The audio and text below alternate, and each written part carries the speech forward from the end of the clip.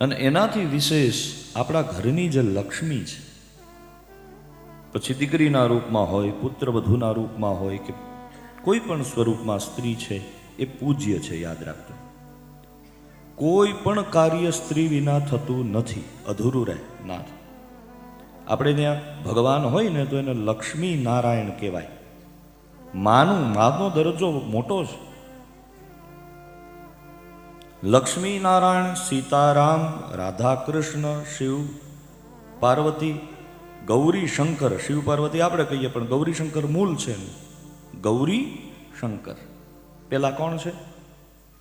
શક્તિ. ખરા અર્થમાં આપણી અંદર જે સામર્થ્ય છે ને, આ બાજુ બેઠા ને, એનું સામર્થ્ય એટલા માટે છે કારણ કે શક્તિ જોડાયેલી છે. બધો યશ શ્રી ત્યાં જાય મહારાજ. નહીતર આપણે તો ઘણા ભાવપૂર્વક મહેમાનોને આતિથ્ય સત્કાર માટે કહીએ, પણ અહીંથી સપોર્ટ ન હોય તો બોલો નારાયણ.